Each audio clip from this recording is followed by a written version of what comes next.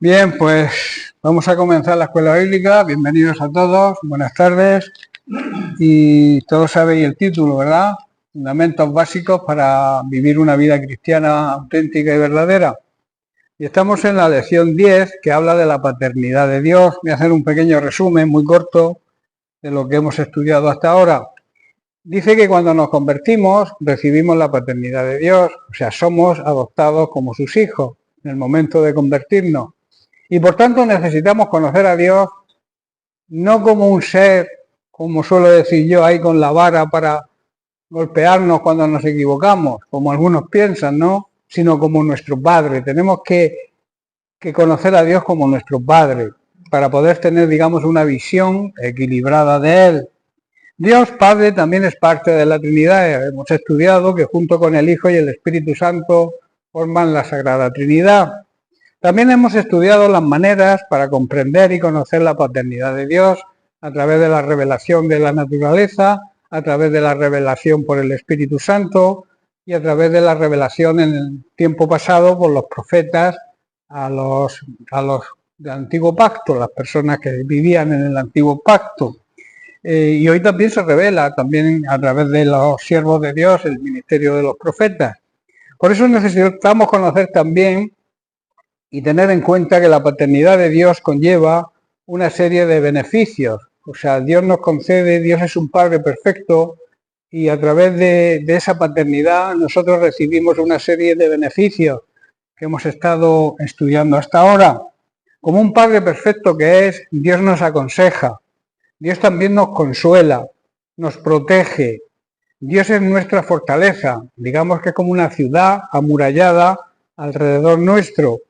Y también que nos da descanso. Esto estuvimos estudiándolo la semana pasada. Dios nos hace, Jesucristo nos hace una invitación al descanso cuando nos dice: venid a mí, todos aquellos que estéis cargados y trabajados, y yo os haré descansar. Dios quiere que descansemos. Dios quiere que vivamos una vida plena a través de Cristo, siguiendo las instrucciones de Cristo. Si estamos cargados y estamos cansados, debemos acudir a Él. Él nos promete darnos descanso. Por eso debemos unirnos a Él y dejar que nos enseñe, y Él nos va a enseñar humildad y a ser mansos de corazón, que son características del fruto del Espíritu Santo que debe poseer todo creyente, todo hijo de Dios. También hablamos del descanso como una necesidad, y aquí se deduce una verdad central, que es que una persona que descansa lo necesario rendirá mucho mejor que en cualquier actividad, tanto en la actividad secular, en nuestros trabajos, como en lo espiritual, en el ministerio, el trabajo que tengamos asignado por Dios, porque un cuerpo cansado y una mente saturada no rinden bien. La palabra de Dios nos exhorta al descanso como algo indispensable para renovar todo nuestro ser. A través del descanso se renueva nuestro espíritu, nuestra alma y nuestro cuerpo físico. Por eso debemos buscar soluciones para planificar nuestro tiempo de descanso. Tiempo de descanso es una necesidad. Hablábamos de que Dios le vio a sus discípulos que estaban superatareados en el trabajo que Él les había encomendado, pero que no tenían tiempo ni para comer. Y entonces el Señor les llama y les dice: apartaos a un lugar desierto y descansar. O sea, es una iniciativa de Dios. Dios nos manda, Dios quiere que descansemos nuestro cuerpo, porque repito, un cuerpo cansado no rinde como un cuerpo que tenga el descanso necesario. El descanso es una necesidad. Por eso digo y repito, debemos buscar soluciones para planificar nuestro tiempo de descanso y disfrutar de la familia, disfrutar del tiempo de ocio, que Dios quiere que también tengamos nuestro tiempo de entretenimiento, de gozar de la familia, de los hijos, de los padres. Y a veces por querer hacer tantas cosas, incluso no las hacemos bien. Dios prefiere que hagamos una cosa bien a 3 medio bien. Por eso nos invita a descansar. También nos moldea y nos da forma. Estuvimos hablando de que estamos en manos del alfarero. Somos como el barro húmedo o la arcilla en las manos de Dios, el cual nos moldea y quita toda imperfección hasta conseguir bellas vasijas, o sea, nuevas vidas que le honren, le respeten y le obedezcan. Y en séptimo lugar, que creo que nos quedamos en avanzamos un poco pero no lo terminamos, Dios es paciente, o sea, Dios tiene paciencia con nosotros. La paciencia en el Antiguo Testamento es una palabra hebrea que significa la capacidad de soportar el sufrimiento y el mal. Nuestro Dios y Padre Celestial es muy tierno y bondadoso y no se enoja fácilmente. Tiene una gran paciencia con nosotros y es mucho y es grande su amor hacia nosotros. Dios es paciente, decíamos, incluso con quienes merecen castigo, con aquellos que viven de espaldas a Dios, que viven en pecado, que viven en desobediencia. Y el apóstol Pedro en su segunda carta, capítulo 3, verso 9, dice: el Señor no retarda su promesa, según algunos la tienen por tardanza, sino que es paciente para con nosotros, no queriendo que ninguno perezca, sino que todos procedan al arrepentimiento. Dios siempre ofrece una nueva oportunidad mediante el arrepentimiento. Dios siempre no quiere que nadie se condene y nos sigue dando oportunidades, la puerta sigue abierta, pero va a llegar un día en que la puerta se cierre y no queden más oportunidades y hayamos desaprovechado, las personas que no le acepten hayan desaprovechado la cantidad de oportunidades que Dios da. En Lucas capítulo 13, ante la creencia de que las cosas que le sucedían a la gente era por culpa de su pecado, leemos lo que Jesús dice, versículo 1. En este mismo tiempo estaban allí algunos que le contaban acerca de los galileos, cuya sangre Pilato había mezclado con los sacrificios de ellos. Esto quiere decir que en aquel tiempo algunos le dijeron a Jesús que Pilatos, el gobernador romano, había mandado matar a varios hombres en la región de Galilea. Esto lo hacía, o lo había hecho, o había sucedido mientras que ellos estaban en el templo ofreciendo sacrificios a Dios. Y entonces dice el versículo 2, respondiendo Jesús les dijo: ¿pensáis que estos galileos, porque padecieron tales cosas, eran más pecadores que todos los galileos? Os digo, no, antes si no os arrepentís, todos pereceréis igualmente. O aquellos 18 sobre los cuales cayó la torre en Siloé y los mató, ¿pensáis que eran más culpables que todos los hombres que habitaban en Jerusalén? Os digo, no, y repite, antes si no os arrepentís, todos pereceréis igualmente. Hermanos, es necesario el arrepentimiento para no condenarse. Y el arrepentimiento es un cambio radical de forma de pensar y de forma de vivir. No es media vuelta o un cuarto de vuelta, es una vuelta total, es un giro de 180 grados que necesitamos dar a nuestra vida si queremos realmente no perecer. Y luego les dice una parábola. Dice que tenía un hombre una higuera plantada en su viña y vino a buscar fruto en ella y no lo halló. ¿Cuántas veces el Señor viene a buscar fruto en nosotros y no lo encuentra? Esta es una pregunta que deberíamos hacernos también. ¿Estamos dando el fruto por el cual Dios nos requiere, Dios quiere ver ese fruto en nosotros? ¿Cuántas veces, repito, el Señor viene a vernos y a buscar el fruto que desea que demos y no lo encuentra? Y el versículo 7 dice, y dijo al viñador, he aquí hace 3 años que vengo a buscar fruto en esta higuera. La higuera es símbolo de la iglesia contemporánea, de la iglesia hoy, y no lo hallo. Córtala, ¿para qué inutiliza también el terreno?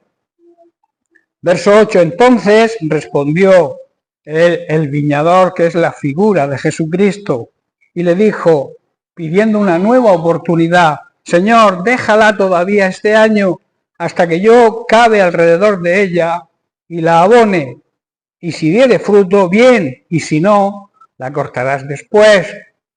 Jesucristo actúa igual, de la misma manera, intercediendo ante el Padre para que nos dé una nueva oportunidad de poder dar ese fruto que Dios nos demanda. Y vemos el verso 34, donde Jesús dice: Jerusalén, Jerusalén, que matas a los profetas y apedreas a los que te son enviados. ¿Cuántas veces quise juntar a tus hijos como la gallina sus polluelos debajo de sus alas y no quisisteis? En otras palabras, ¿cuánta paciencia tuve con vosotros y la despreciaste? Jesucristo también le pide al Padre que nos dé una nueva oportunidad de arrepentimiento a todos los seres humanos, para que trate con ellos, para que el viñador, para que Jesucristo trate con ellos, se arrepientan y puedan dar el fruto deseado. Él da tiempo, hermanos, Él sigue dando tiempo para arrepentirse. Como hemos leído en 2 de Pedro 3:9, Dios no es lento para cumplir su promesa.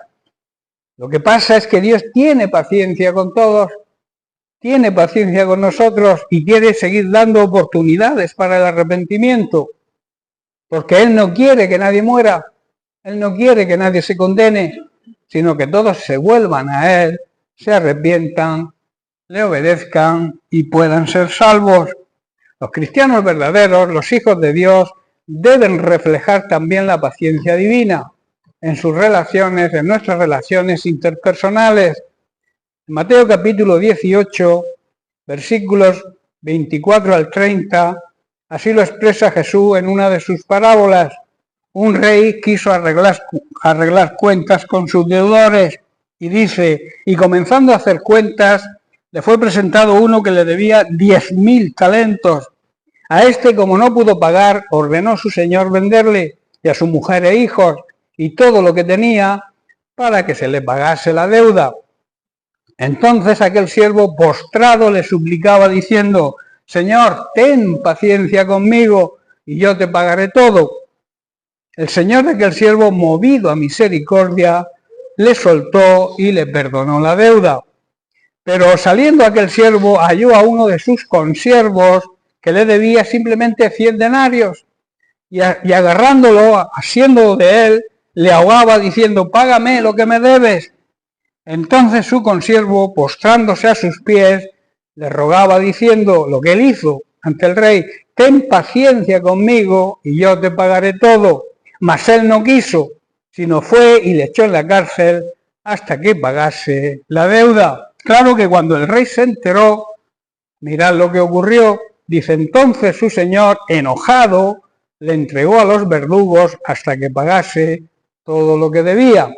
Así también, dice Jesús, mi Padre Celestial hará con vosotros si no perdonáis de todo corazón cada uno a su hermano sus ofensas. Eso es lo que hará nuestro Padre Celestial con los que se niegan a perdonar de corazón a sus hermanos, aquellos que viven en continuo rencor y resentimiento y no perdonan a nadie. En 1 Corintios capítulo 13, verso 4, dice Pablo que el amor es sufrido, es benigno, o sea, el amor tiene paciencia, el amor no tiene envidia, el amor no es jactancioso, no se envanece.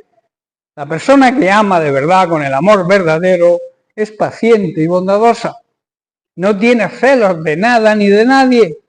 No es fanfarrón ni es orgulloso. En la relación con los demás, el cristiano verdadero debe poseer firmeza para no dejarse provocar ni reaccionar con ira y con esa ansia de venganza que a veces ocurre, ¿verdad? Te hacen algo y tú le dices: ya me las pagarás, y buscas el momento para vengarte. Un cristiano no debe actuar así. Un cristiano debe devolver bien por mal. Y cuando tú perdonas, estás liberándote tú y estás liberando a la persona que te ha ofendido. Eso es una ley espiritual. La persona que ama, repito, con un verdadero amor, tiene paciencia. En la relación con los demás, el cristiano verdadero debe poseer esa firmeza, esa fe en que Cristo será el que haga justicia. No debemos tomarnos nunca la venganza ni la justicia por nuestra mano.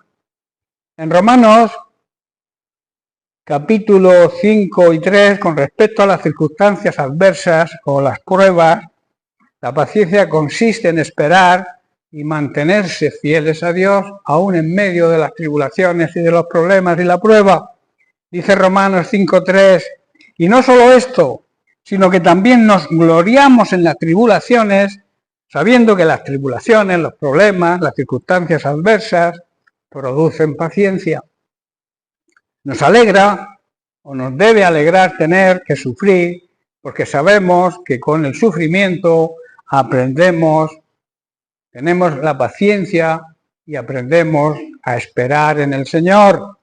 El apóstol Pablo nos dice que debemos alegrarnos al enfrentar pruebas y dificultades, porque así sabemos que nos ayudan. Esas pruebas y dificultades nosotros sabemos, somos conscientes de que nos ayudan a desarrollar nuestra resistencia ante el sufrimiento y sobre todo la paciencia. Santiago, en el capítulo 1, versículos 2 al 4, también nos dice lo mismo que Pablo. Dice así: hermanos míos, tener por sumo gozo, o sea, por lo más alto, el más alto gozo, cuando os halléis en diversas pruebas, sabiendo, lo mismo que dice Pablo, que la prueba de vuestra fe produce paciencia. Dice: mas tenga la paciencia su obra completa, para que seáis perfectos y cabales, sin que os falte cosa alguna. Hermanos, debemos dejar que la paciencia crezca, que la paciencia se desarrolle, puesto que una vez que nuestra constancia y perseverancia se haya desarrollado plenamente, seremos perfectos, humanamente hablando. Nunca vamos a llegar a la perfección de Dios, pero sí a la perfección de Cristo, como ser humano que fue, y Él soportó todo. Humanamente seremos perfectos y completos, y no nos faltará de nada. También es una cosa importante que debemos saber, que muchos entienden la paciencia como resignarse, como una resignación a aceptarlo todo, sea lo que sea, pero la paciencia no es resignación. La paciencia es firmeza y constancia, saber esperar hasta que el Señor responda. En 1 de Tesalonicenses capítulo 1, verso 3, Pablo dice: acordándonos sin cesar delante de Dios y Padre nuestro, de la obra de vuestra fe, del trabajo de vuestro amor y de vuestra constancia en la esperanza en nuestro Señor Jesucristo. Esto quiere decir que cuando oramos como iglesia a nuestro Dios y Padre, por los demás hermanos de la congregación, en vez de focalizar los defectos, o sea que todos tenemos defectos, ¿verdad? En vez de focalizar los defectos, debemos pensar en el fiel trabajo que hacen, en las acciones de amor que realizan y la constante esperanza que tienen a causa de la fe y la confianza en nuestro Señor Jesucristo. A veces somos o tenemos la tendencia a ver los defectos de los demás y nunca vemos las virtudes. Y aquí Pablo nos está diciendo que debemos focalizar nuestra mirada en las cosas buenas que la gente hace. Dice el fiel trabajo que hacen para el Señor, las acciones de amor que hacen con los hermanos y esa esperanza y esa fe que tienen en Jesucristo. Y en Hebreos capítulo 12, versículos 1 y 3, el autor de Hebreos nos dice: por tanto nosotros también, teniendo en derredor nuestro tan gran nube de testigos, despojémonos de todo peso y del pecado que nos asedia, y corramos con paciencia, o sea, la paciencia no quiere decir estar parado, sino que puedes correr con paciencia la carrera que tenemos por delante. Y añade: puestos los ojos en Jesús, o sea, fijarnos cómo Jesús actuó siempre, que es el autor y el consumador de la fe, el cual por el gozo puesto delante de él sufrió la cruz, menospreciando el oprobio, o sea, la afrenta pública. Sabéis que él murió desnudo, lo crucificaron desnudo completamente. Y luego dice: y se sentó a la diestra del trono de Dios. Y dice el versículo 13: considerad a aquel que sufrió tal contradicción de pecadores contra sí mismo, Jesús, para que vuestro ánimo no se canse hasta desmayar. Hermanos, estamos rodeados por una enorme multitud de testigos de una vida de fe, personas que ya han han terminado su carrera, que nosotros recordemos, que debemos recordar su carrera, son testigos de nuestra carrera actual, y también personas que corren a nuestro lado y que son ejemplo de constancia y de paciencia. Debemos fijar nuestra mirada en ellos, personas que han demostrado su fe y otros que vemos cómo la demuestran actualmente. Quitémonos, está diciendo Pablo, quitémonos, el escritor de Hebreos, aunque yo creo que fue Pablo, quitémonos pues todo peso que nos impida correr, especialmente el pecado que tan fácilmente nos hace tropezar, y corramos con perseverancia, con constancia, con paciencia, la carrera que Dios nos ha puesto por delante. Esto lo podremos hacer al fijar nuestra mirada en lo que Jesús hizo. Es el campeón donde se inicia la fe y se perfecciona la fe. Debido al gozo que le esperaba, Jesús soportó la cruz, sin importarle la vergüenza que ésta representaba. Él miraba el fruto de su sacrificio, que era nuestra conversión, y eso, en medio del sufrimiento, él tenía gozo. Ahora, como consecuencia de eso, está sentado en el lugar de honor, junto al trono de Dios, del Padre.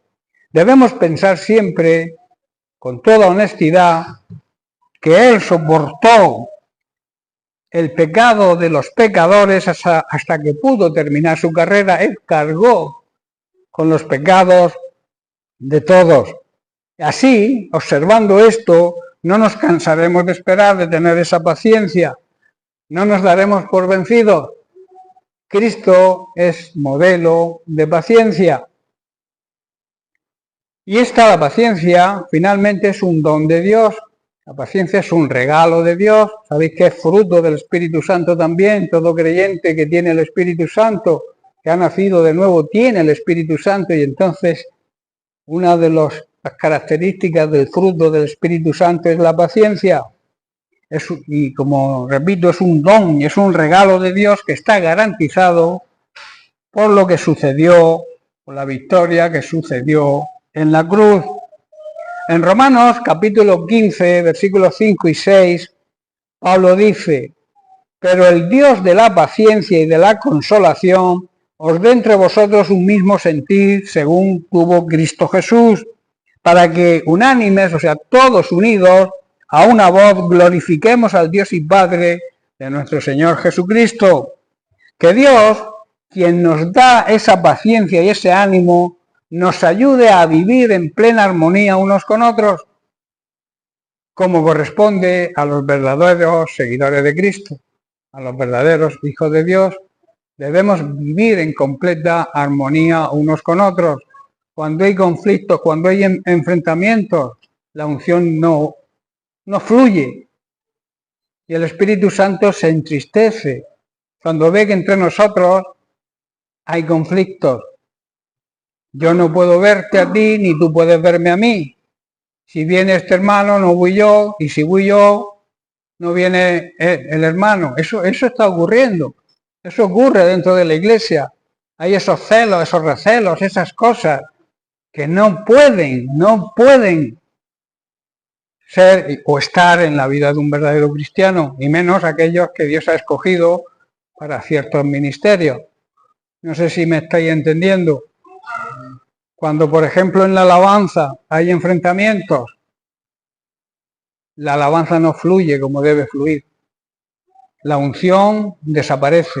Y entonces ellos que tienen la obligación, porque son, digamos, los que nos llevan a la presencia de Dios mediante la música y la alabanza, si no hay unción, si no hay unión entre ellos, la unción no surge. Y entonces queda como una simple actuación, como cualquier actuación mundana. No sé si estáis entendiendo. Debe haber armonía entre nosotros, unidad en el espíritu, para que la unción fluya y la unción pueda tocar a toda la congregación mediante la alabanza y fluya hacia el trono de la gracia. Y Dios se sentirá contento y dirá: esta es mi iglesia amada, en quien tengo complacencia. ¿Estoy entendiendo, hermanos? Que Dios nos dé esa paciencia y ese ánimo, que nos ayude a vivir en plena armonía unos con otros, repito, como corresponde a los verdaderos hijos de Dios. Entonces todos podremos unirnos en una sola voz para dar alabanza y gloria a Dios y al Padre de nuestro Señor Jesucristo. La siguiente beneficio, la siguiente cosa que recibimos de Dios por ser hijos de Él, es que nos labra y nos poda. En el Evangelio de Juan capítulo 15 versículos 1 y 2 Jesús dice: yo soy la vid verdadera y mi Padre es el labrador.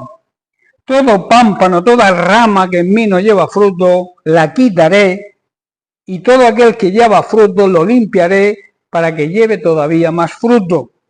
Hermanos, el Señor corta de nosotros toda rama que no produce fruto y poda las ramas que sí dan fruto, para que demos aún más. En otra traducción, en la Biblia textual, hay una cosa que impacta, donde en la Reina Valera dice lo quitará, en la versión textual dice lo levantará, que quiere decir que esa rama que está pegada al suelo, que está tirada en el suelo, que no produce fruto precisamente porque está tirada, dice que la quitará. Lo que quiere decir Reina Valera es que la quitará del suelo, la levantará del suelo para que pueda recuperarse. ¿Estáis comprendiendo? Es una revelación extraordinaria de la palabra de Dios. La levantará, y todo aquel que esté dando fruto ya, dice que lo va a limpiar de sus impurezas para que todavía lleve mucho fruto más. La poda, hermanos, habla de disciplina. La palabra disciplina, que significa enseñanza, educación, viene del latín y de ella deriva la palabra discipulus, discípulo.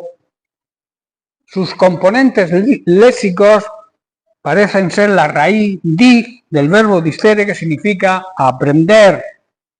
Disciplina, cristianamente hablando, es instruir a una persona, especialmente en lo moral, aunque tenga que corregirle mediante algún tipo de castigo. ¿Estáis entendiendo? La disciplina es necesaria en todos los ámbitos de la sociedad y mucho más, claro está, en el ámbito cristiano. La palabra disciplina etimológicamente proviene, como he dicho, del latín discipulus, que significa imponer un orden necesario para poder llevar a cabo un aprendizaje. Disciplina, concepto sobre la disciplina. La palabra disciplina, como he dicho, etimológicamente proviene del latín discípulo y significa imponer un orden necesario para poder llevar a cabo un aprendizaje, enseñanza, educación, y también implica corrección. Del mismo origen es la palabra discípulo, que es quien se somete a la disciplina para lograr coger capacidad. La raíz del discípulo viene del verbo discere, que significa aprender. El buen discípulo acepta siempre la disciplina y siempre está dispuesto a aprender, y por tanto se deja enseñar y corregir. En Hebreos capítulo 12, verso 11, el autor de Hebreos nos dice: es verdad que ninguna disciplina al presente parece ser causa de gozo, sino de tristeza, pero después da fruto apacible de justicia a los que en ella han sido ejercitados. Ninguna disciplina resulta agradable, ni a la hora de imponerla, de aplicarla, ni a la hora de recibirla.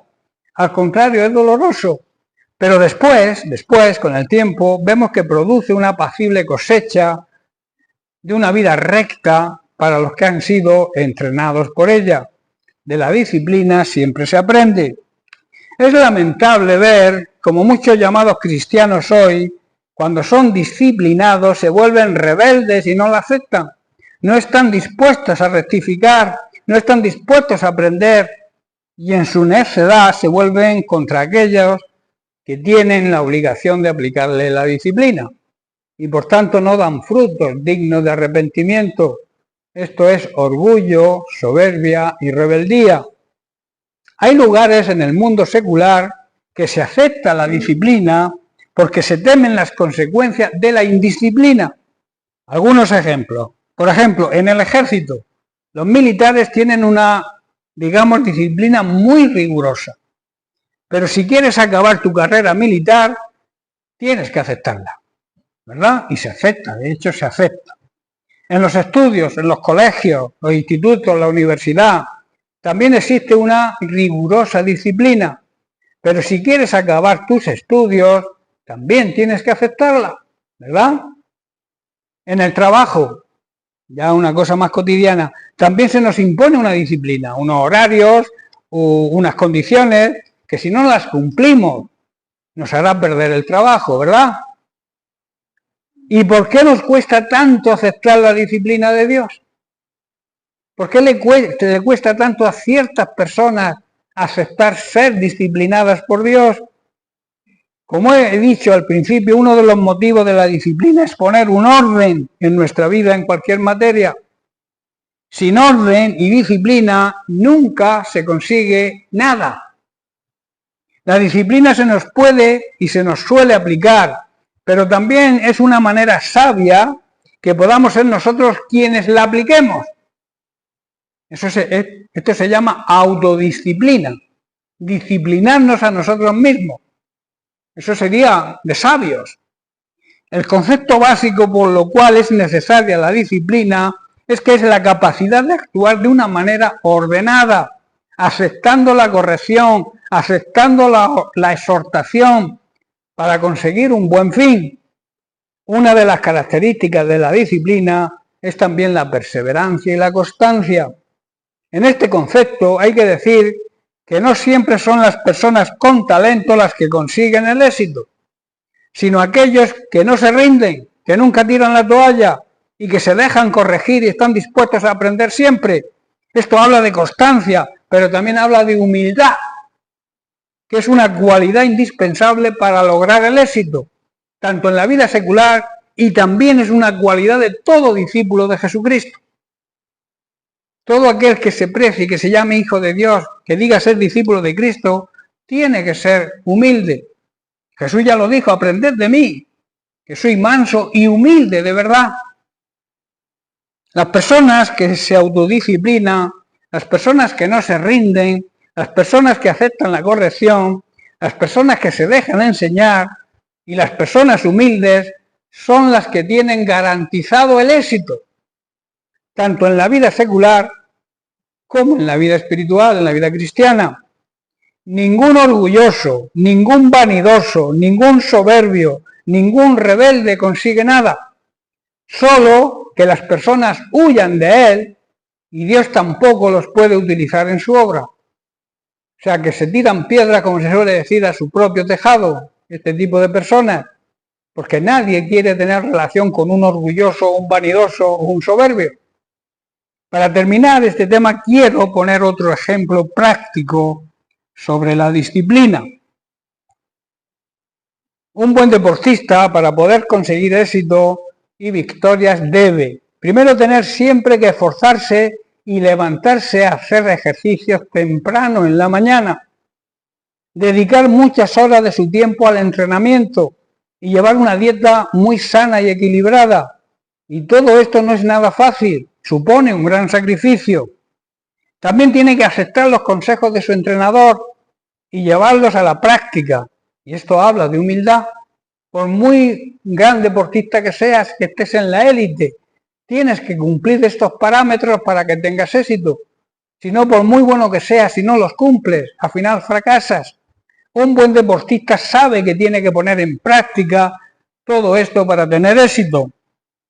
Un buen cristiano, un buen discípulo también tiene que esforzarse, tiene que ser perseverante, tiene también que reconocer sus debilidades, sus carencias y asumir la disciplina con humildad, siguiendo el ejemplo de Cristo, que dijo, como he dicho antes, aprended de mí, que soy humilde y manso de corazón. También debe dejarse enseñar y corregir por las personas que tienen autoridad sobre él, tanto secular como espiritual.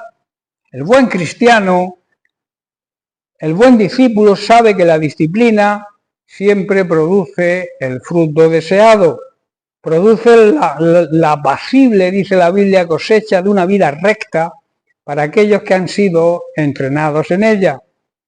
En la disciplina, repito, siempre se aprende. Seamos, pues, sabios. Dejemos nuestro orgullo, nuestra soberbia y nuestra rebeldía y aceptemos con humildad la disciplina que nuestro Padre Celestial muchas veces nos impone para nuestro bien, porque la necesitamos.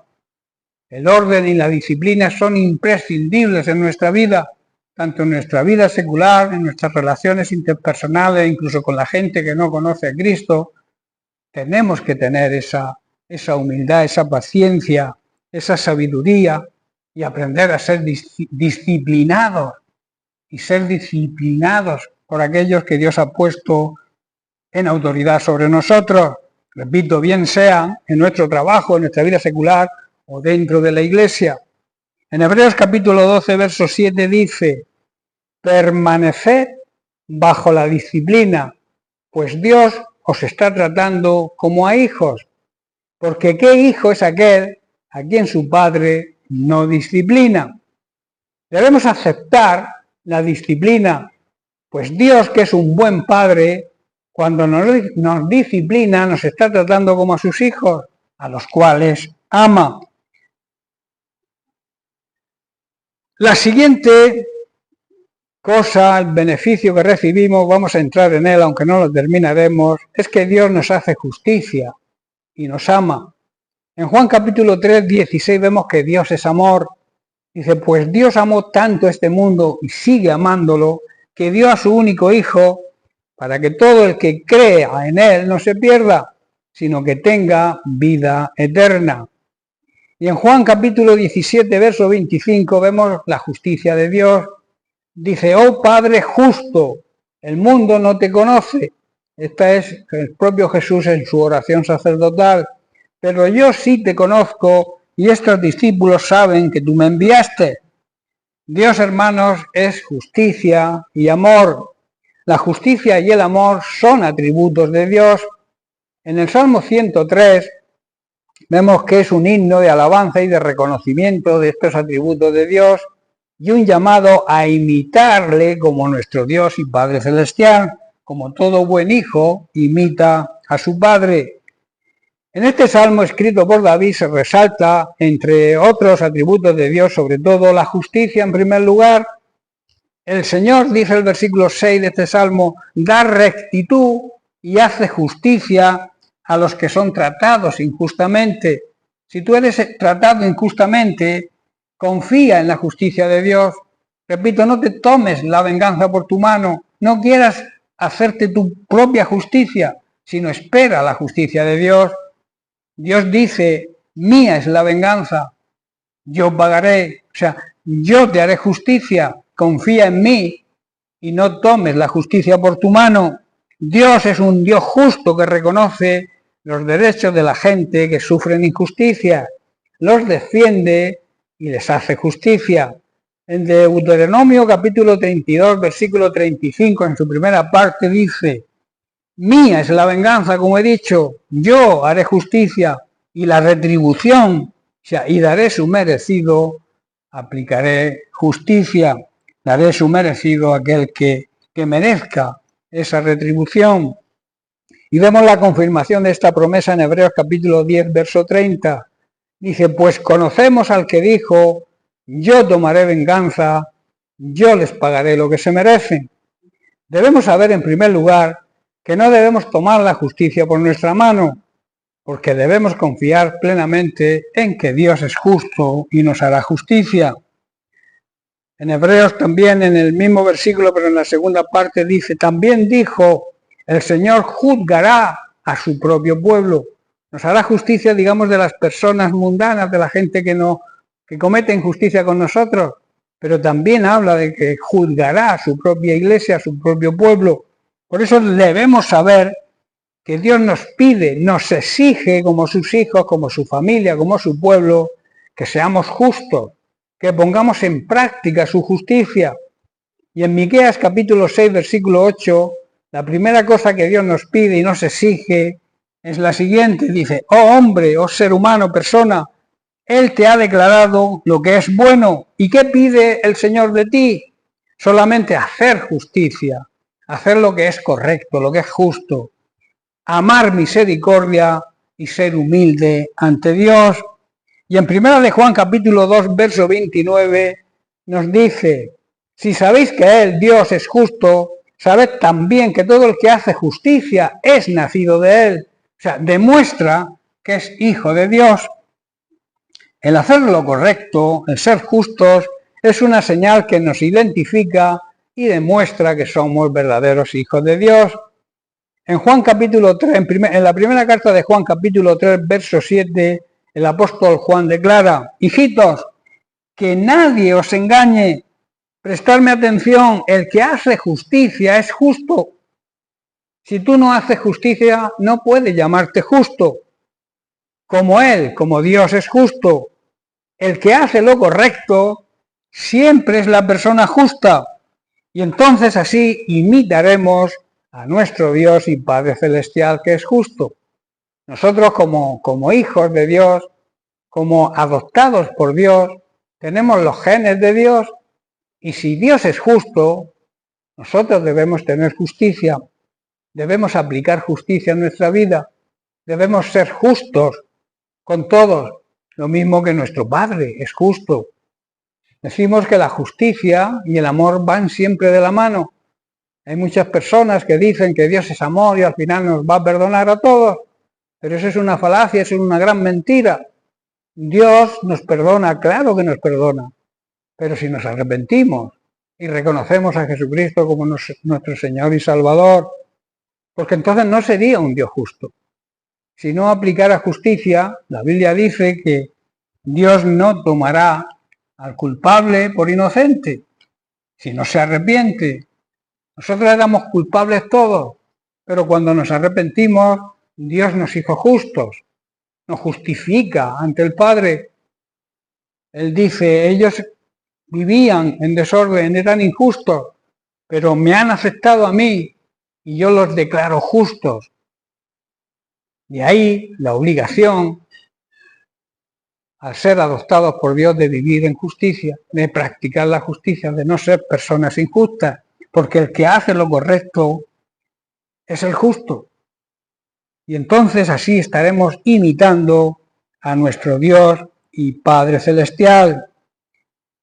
Por último, sobre el tema de la justicia, otra característica de la justicia divina la encontramos en el profeta Nahum, capítulo 1, verso 3, que dice, el Señor es tardo para la ira y grande en poder, y no tendrá por inocente al culpable.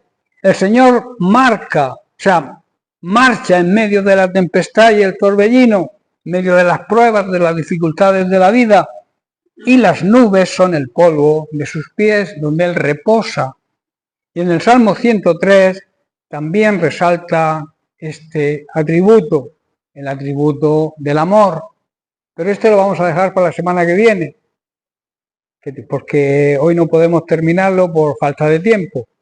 Así que dejamos hablando de la justicia y la semana que viene trataremos sobre la otra cosa innegable y que va unida siempre a la justicia, que es el amor de Dios. El amor de Dios y la justicia siempre van unidos. Amén. Bien, pues que Dios les bendiga. Como he dicho, seguimos la semana que viene.